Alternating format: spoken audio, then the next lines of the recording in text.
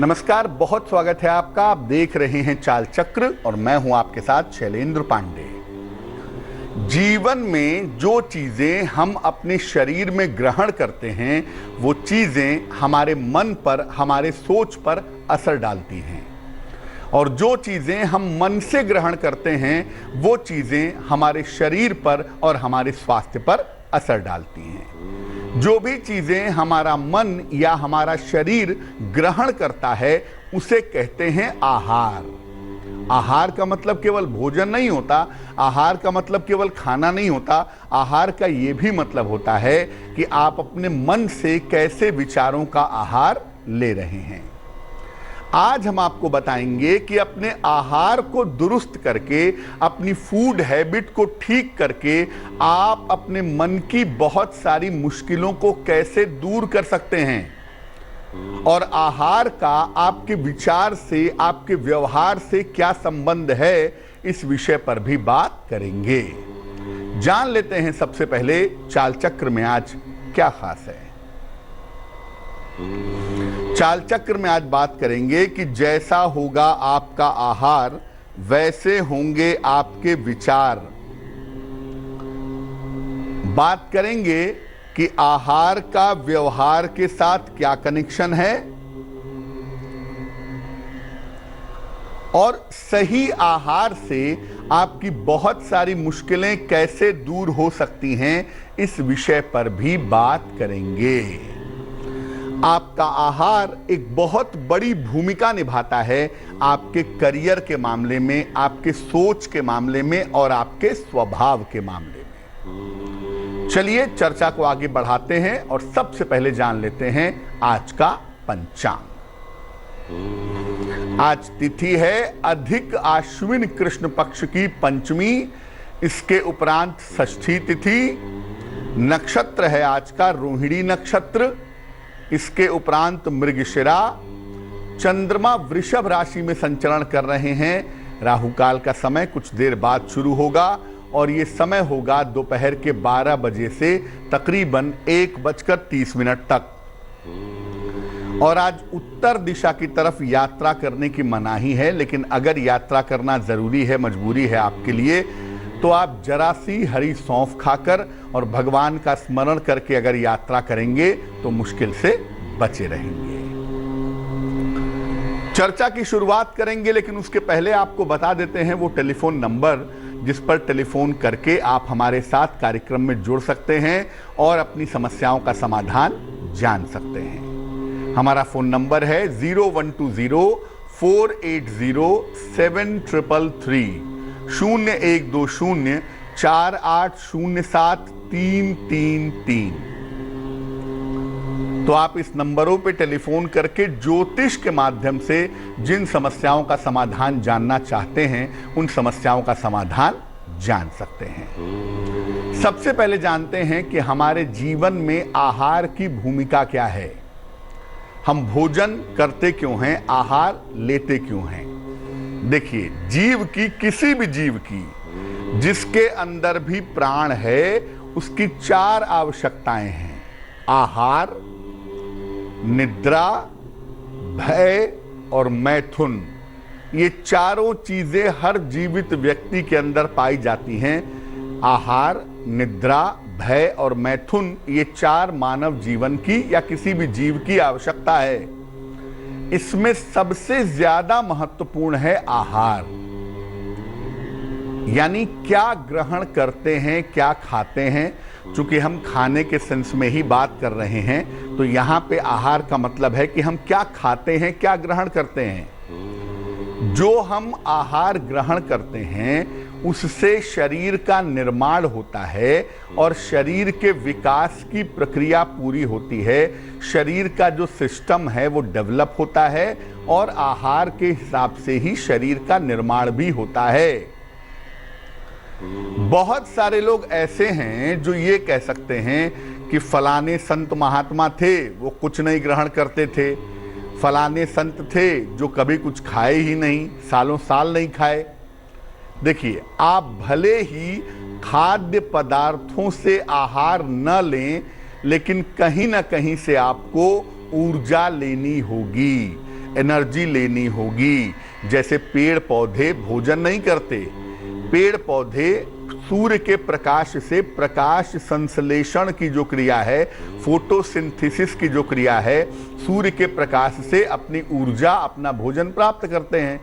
उसी तरह से बहुत सारे संत महात्मा भी हैं जो सूर्य की एनर्जी से अपना भोजन, अपना जीवन प्राप्त करते हैं और जीवित रहते हैं बिना कुछ खाए हुए भी। लेकिन बिना ऊर्जा के, ऊर्जा तो आपको मिलनी ही चाहिए, और ऊर्जा चाहे सूर्य से मिले, चाहे चंद्रमा से मिले, चाहे प्रकृति से मिले, चाहे भोजन से मिले, बिना ऊर्जा के जीवन की लंबे समय तक कल्पना नहीं की जा सकती। आपको एनर्जी चाहिए ही चाहिए। बिना ऊर्जा के आप लंबे समय तक जीवन नहीं जी सकते, इस बात का ध्यान रखिएगा। अब ये जानते हैं कि जो हम ग्रहण करते हैं, जो हम खाते हैं, जो हमारा शारीरिक आहार है, ये हमारे ऊपर कैसे असर डालता है, किस प्रकार से इसका असर हमारे ऊपर रहता है। देखिए, जो हम फूड लेते हैं, खाते हैं, उससे हमारा मन बनता है, और जो हम मन से ग्रहण करते हैं उससे हमारा शरीर बनता है, वाइस वर्सा है। अब जो हम भोजन ग्रहण करते हैं, जो हम आहार लेते हैं, उससे शरीर के मानसिक स्तर का निर्माण होता है अलग अलग कोशों से। शरीर का जो मेंटल लेवल है, जो मन है, वो अलग अलग कोशों में बना हुआ है। उसमें एक कोश है अन्नमय कोश। पहला कोश जहां से मन का निर्माण शुरू होता है वो है अन्नमय कोश। इस कोश की शुद्धि किए बिना आप मन की शुद्धि नहीं कर सकते। दुनिया भर के संत महात्मा जो आपको बताते हैं कि ये मत खाओ, वो मत खाओ, ये मत पियो, वो मत पियो, वो इसलिए नहीं बताते हैं कि उसका संबंध पाप पुण्य से है, बिल्कुल नहीं। इसलिए बताते हैं कि आपका अन्नमय कोश शुद्ध हो जाए। जब अन्नमय कोश शुद्ध हो जाएगा तभी मन शुद्ध होगा। आप दूषित भोजन करके कभी भी अपने मन को शुद्ध नहीं कर सकते, असंभव है। इसलिए सबसे पहले आपकी आहार शुद्धि होगी, उससे आपका अन्नमय कोश शुद्ध होगा, और अन्नमय कोश शुद्ध होने से आपके मन को शुद्धि में सहायता मिलेगी। आहार से ही हमारी कोशिकाओं का निर्माण होता है, और उन्हीं कोशिकाओं से हमारे शरीर में रस का क्षरण होता है, रस पैदा होता है, जिसे आप आम बोलचाल की भाषा में कहते हैं हार्मोन। और ये हार्मोन जो हैं, ये हमारी सोच में और विकास में परिवर्तन लाते हैं। हार्मोन बड़े इंपॉर्टेंट हैं। हार्मोनल सिक्रीशन ज़्यादा हो जाए, जैसे आजकल एक हार्मोन बड़ा पॉपुलर हो गया है थायराइड। थायराइड बढ़ जाए, शरीर में परिवर्तन हो जाता है, मन की स्थिति खराब हो जाती है, मन में चिंता, बेचैनी, घबराहट, इस तरह की समस्या भी आने लगती है। ये हार्मोनल प्रॉब्लम शरीर में आ जाती है अगर आपका आहार शुद्ध नहीं होगा तो। जिस तरह का आहार हम ग्रहण करते हैं उसी तरह का व्यवहार और विचार हमारे अंदर उत्पन्न होता है। बहुत सारे लोग कहते हैं कि एक सज्जन है, उनको बड़ा क्रोध आता है। आप उनका फूड चेक करके देखिए वो खाते क्या हैं। जब आप उनका फूड देखेंगे तो आपको पता चल जाएगा कि वो गुस्सैल क्यों हैं। बहुत सारे लोग होते हैं जिनके मन में अश्लील विचार आते हैं, काम भावना, सेक्सुअल डिजायर्स ज्यादा आती है। आप उनका आहार देखिए वो खाते क्या हैं, आपको उनके आहार से समझ में आ जाएगा कि ये कहां से पैदा हो रहा है। इसलिए जैसा खाओगे अन्न वैसा होगा मन, जैसा होगा आहार वैसे होंगे विचार। इसलिए आहार का आपके विचारों से सीधा संबंध पाया जाता है। अब आपको बताएंगे कि किन चीजों को हम सात्विक आहार नहीं कह सकते। खाने पीने की तमाम चीजों में कौन सी चीजें सात्विक नहीं होती। पहली चीज है प्याज और दूसरी चीज है लहसुन। प्याज लहसुन सात्विक नहीं होता। सरसों का साग और मशरूम, जो लोग समझते हैं कि मशरूम एक सब्जी है, उन्हें मैं बता दूं वो जीवित चीज है, वो लाइव चीज है, और मशरूम में और नॉनवेज में कोई फर्क नहीं है। इसलिए सरसों का साग और मशरूम भी तामसिक पदार्थ है। मांस, मछली और मादक पदार्थ भी तामसिक हैं। जो डब्बे में पैक फूड आता है, डब्बा बंद जो खाद्य पदार्थ आता है, काफी दिनों पुराना होता है, बासी हो जाता है, उसे पैक कर दिया जाता है, ये भी भोजन सात्विक नहीं है। और बासी खाना भी सात्विक नहीं है। मजबूरी है तो भले ही खा लिया, लेकिन कोशिश करें जहां तक संभव हो बासी भोजन से बचना चाहिए। अब किन चीजों को हम सात्विक मान सकते हैं? कौन सा भोजन है जो सात्विक होता है? सभी प्रकार के अनाज और दाल सात्विक होते हैं। दूध और इससे बनने वाले पदार्थ भी सात्विक होते हैं। सभी प्रकार की सब्जियां, फल और मेवे भी सात्विक होते हैं। इसमें एक बात आपको बता दूं कि बहुत सारे लोग ये कहते हैं कि जो अंडा होता है और जो दूध होता है दोनों में कोई फर्क नहीं है। अंडा जो लोग खाते हैं वो अक्सर ये तर्क देते हैं कि अंडा शाकाहारी है। अंडा शाकाहारी बिल्कुल भी नहीं है। उसका जो निर्माण है, जो उसके विकास की प्रक्रिया है, वो मानव के किसी प्राणी के शरीर से बनती है। अंडा सात्विक नहीं है। और दूध जो है वो सात्विक है क्योंकि उसका मन पे प्रभाव अलग होता है। अंडे के क्रिएशन में और दूध के क्रिएशन में बहुत फर्क है और दोनों के मन पर प्रभाव भी अलग अलग हैं। अगर ऐसा है तो अंडा भगवान को क्यों नहीं चढ़ाते हैं? अगर इतना ही सात्विक समझ में आता है, शाकाहारी समझ में आता है, क्योंकि पता है कि उसका मन के ऊपर गलत प्रभाव पड़ता है, निगेटिव इंपैक्ट पड़ता है। इसलिए जो लोग दूध और अंडे को एक समझते हैं उन्हें दोबारा से अपनी सोच पर विचार करना चाहिए। अब आपको बताते हैं कि अलग अलग तरीके का जो लोगों का स्वभाव होता है, उस स्वभाव में बदलाव करने के लिए किस तरह का आहार ग्रहण करें, किस तरह का भोजन करें कि स्वभाव में बदलाव हो। अगर आप बहुत ज्यादा इमोशनल हैं, बहुत ज्यादा भावुक हैं, छोटी छोटी बातों पे रोने लगते हैं, आंखों में आंसू आ जाते हैं, तो गुड़ और मीठी चीजें खाइए, रोटी खाइए, थोड़ी मोटी रोटी, और बासी खाना खाने से बचिए। इमोशनल लोगों के लिए गुड़ और रोटी खाना बेस्ट है और बासी खाना आप बिल्कुल मत खाइएगा। अगर आप बहुत ज्यादा क्रोधी हैं, आपको गुस्सा बहुत आता है, गुस्से पर कंट्रोल नहीं है, गुस्से पर लगाम नहीं है, तो ऐसी दशा में प्याज, लहसुन, मांस और मछली से परहेज करिए। ये गर्म तासीर के भोजन हैं, स्वभावतः तामसिक हैं और ये मन में क्रोध और घृणा पैदा करते हैं।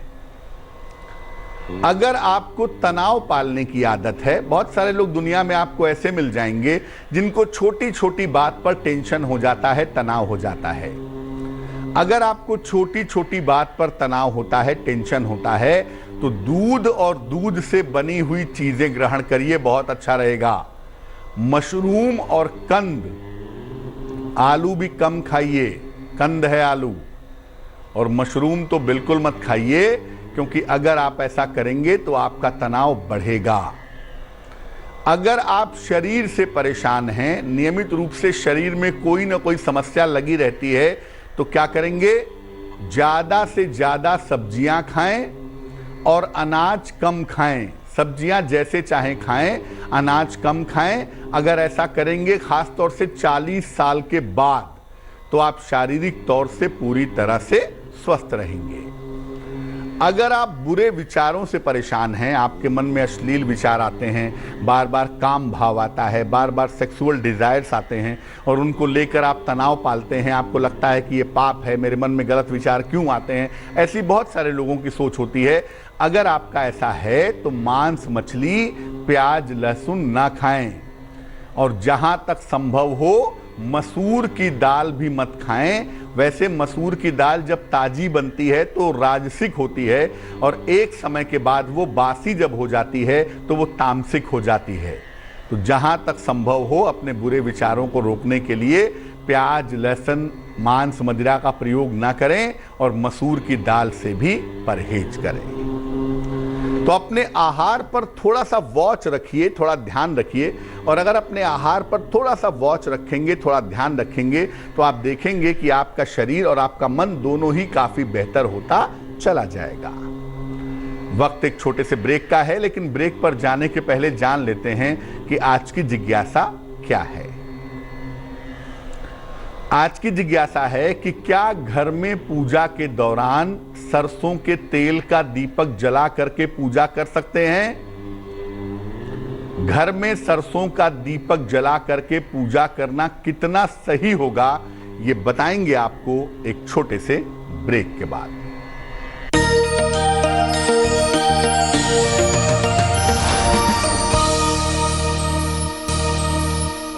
स्वागत है आपका ब्रेक के बाद। ब्रेक पर जाने के पहले हम आहार, विचार और स्वास्थ्य के बारे में बात कर रहे थे।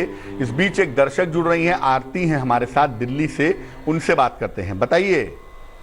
हाँ जी, नमस्ते पंडित जी। जी नमस्कार, हार्दिक बोल रहे हैं। हाँ जी सर जी। हाँ जी, मुझको अपने भाई के बारे में पूछना था। डेट ऑफ बर्थ बोलिए उनकी। हाँ जी, उसकी डेट ऑफ बर्थ है 19 मार्च 1999, 99। समय बताइए। टाइम है उसका 9:15 रात को। कहाँ पे जन्म हुआ है? पंडित जी उसका फरीदाबाद में हुआ, हरियाणा साइड में। पूछिए क्या प्रश्न है। पंडित जी मुझको ये पूछना, उसकी शादी कब तक होगी, उसका वैवाहिक जीवन कैसा रहेगा? पंडित जी वो मांगलिक भी है, उसका कारोबार भी कैसा रहेगा? पंडित जी शादी मतलब उसकी अपनी इच्छा से होगी या फिर मतलब सहमति से होगी फैमिली वालों की? तुला लग्न और उसका है इनका। कारोबार भी अच्छा नहीं है। तुला लग्न है इनका, राशि बनती है मेष, और अभी तो विवाह होने में लगभग 3 साल का समय दिखाई दे रहा है। थोड़ा वेट करिए, अभी 2023 के आसपास शादी होगी, उसके पहले तो होना बहुत ही कठिन है। कुंडली मांगलिक है और मंगल शनि का संबंध है कुंडली में, इसलिए जब भी शादी करें कुंडली मिला करके ही करें, नहीं तो वैवाहिक जीवन में दिक्कत आएगी। कारोबार की स्थिति इनके बिल्कुल ठीक है और कारोबार में जो लाभ होने की संभावना है वो फरवरी 2021 से दिखाई दे रही है। कारोबार का पक्ष इनका अच्छा बना रहेगा। करियर में अच्छाई के लिए, विवाह के मामले को बेहतर करने के लिए एक इनको पन्ना पहना दीजिए, 6-7 रत्ती का पन्ना चांदी की अंगूठी में, दाहिने हाथ की सबसे छोटी उंगली में। बुधवार की शाम को इनको पन्ना पहनाने से लाभ होगा। वक्त एक और छोटे से ब्रेक का हो गया है और ब्रेक के बाद वापस आएंगे तो बात आपके राशियों की करेंगे, आपके सवाल का जवाब देंगे और आपकी जिज्ञासा का समाधान करेंगे।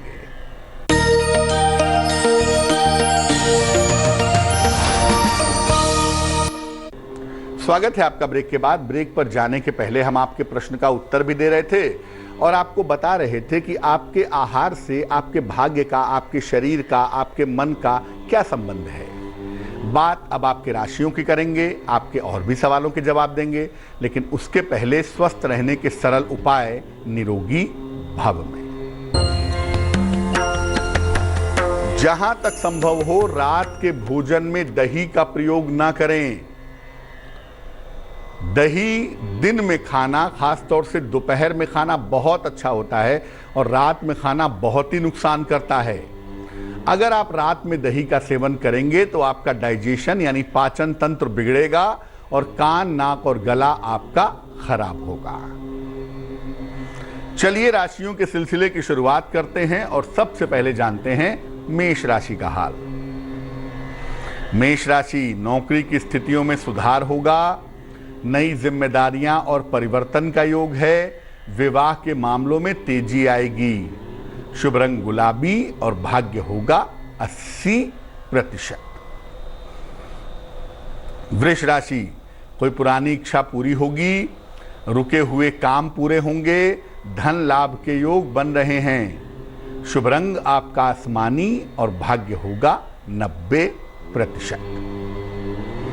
मिथुन राशि, महत्वपूर्ण काम इस समय रुकेंगे आपके, संतान पक्ष की चिंता हो सकती है, क्रोध पर नियंत्रण बनाए रखिएगा, शुभ रंग हरा और भाग्य होगा 60%। कर्क राशि, करियर में सुधार होगा, घर के कार्यों में व्यस्त रहेंगे, संतान की उन्नति होगी, शुभ रंग सुनहरा और भाग्य होगा 70%। सिंह राशि, परिवार की समस्याएं हल होंगी, नौकरी में कुछ बदलाव होगा, किसी महिला से विशेष सहयोग प्राप्त होगा। शुभ रंग सफेद और भाग्य होगा 80%। कन्या राशि, कोई महत्वपूर्ण काम आपका बन जाएगा, काम का तनाव और दबाव कम होगा, सेहत आपकी अच्छी रहेगी। शुभ रंग पीला और भाग्य होगा 75%। तुला राशि, स्वास्थ्य का ध्यान रखें, वाद विवादों से दूर रहें, अपनी आदतों में सुधार लाएं। शुभ रंग बैंगनी और भाग्य होगा 60%।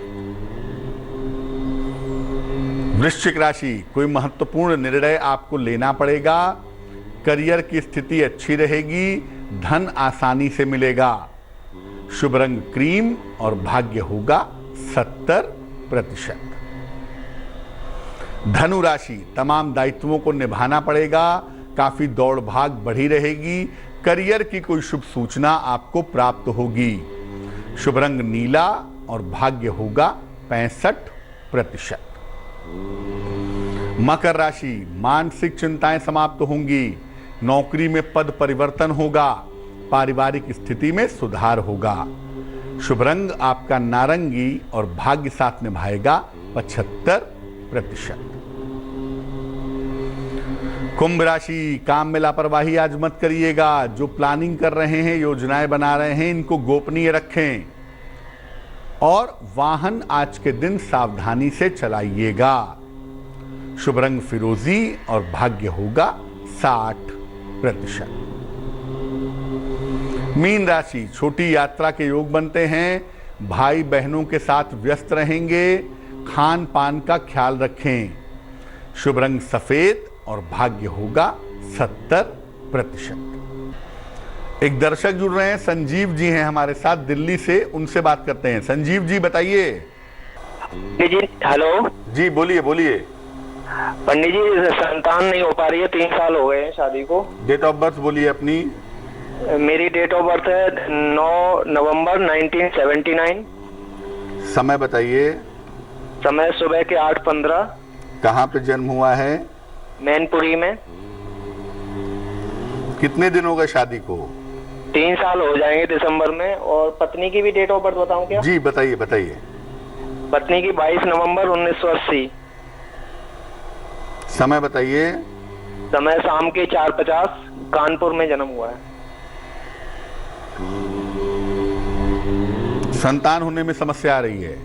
हाँ, समस्या आ रही है। वो कि योग कब तक है? और मैंने मोती पहना हुआ है, तो वो सही है? मोती आपने बिल्कुल ठीक पहना हुआ है। वृश्चिक लग्न है आपका, मिथुन राशि है आपकी, और पति पत्नी दोनों की कुंडलियों में बृहस्पति की स्थिति अच्छी नहीं है। एक तो वैवाहिक जीवन का बहुत ध्यान रखना होगा कि मैरिटल लाइफ में दिक्कत ना आए, वैवाहिक जीवन में दिक्कत ना आए। और दूसरा इस बात का ध्यान रखना होगा कि संतान के लिए आपको टेक्नोलॉजी में जाना होगा। IVF के साथ या IUI के साथ, किसी टेक्नोलॉजी के साथ ही संतान होने की संभावना बनती है। और उसके लिए जो भी आप प्रयास करेंगे वो अगले साल के 21 अप्रैल के बाद करेंगे तो अच्छा रहेगा। IVF के लिए, IUI के लिए, टेक्नोलॉजी के लिए जाइए। नॉर्मली या नेचुरली संतान होने की संभावना कुंडलियों में कम दिखाई दे रही है। पति पत्नी दोनों को रोज सवेरे 108 बार भगवान कृष्ण का एक मंत्र पढ़ना चाहिए, ओम क्लीं कृष्णाय नमः, तो आपके लिए बहुत अच्छा रहेगा। चलिए अब बात कर लेते हैं उनकी जिनका है आज जन्मदिन। जिन लोगों का जन्मदिन है उन्हें हम सबकी तरफ से जन्मदिन की हार्दिक शुभकामनाएं। आने वाले साल में आपकी आर्थिक स्थिति में सुधार होगा, करियर की तमाम समस्याएं आपकी हल होंगी, स्वास्थ्य की स्थितियां आपकी मध्यम रह सकती हैं। संपत्ति खरीदना या बेचना चाहते हैं तो संपत्ति संबंधी मामलों में इस साल अभी विलंब दिखाई दे रहा है। क्या करना चाहिए? पूरे साल भगवान सूर्य के मंत्र का जप करें, ओम आदित्याय नमः, तो आपके लिए बहुत अच्छा होगा। चलिए अब जान लेते हैं आज की जिज्ञासा और उसका समाधान। आज की जिज्ञासा है कि क्या घर में सरसों के तेल का दीपक पूजा करते समय नहीं जला सकते या जला सकते हैं? देखिए, घर में तिल के तेल का या घी के दीपक की स्थिति बनती है। यानी घर में तिल का तेल भी जला सकते हैं और घी का दीपक भी जला सकते हैं। सामान्यतः घर में सरसों के तेल का दीपक नहीं जलाना चाहिए। हाँ, इतना जरूर कर सकते हैं कि घर के मुख्य द्वार पर शनिवार की शाम को सरसों के तेल का दीपक जला सकते हैं, लेकिन घर के अंदर सरसों के तेल का दीपक साल में केवल एक बार ही जलता है, वो है दीपावली की रात को। अन्यथा पूरे साल घी का या तिल के तेल का दीपक जलाना ही बेहतर रहता है।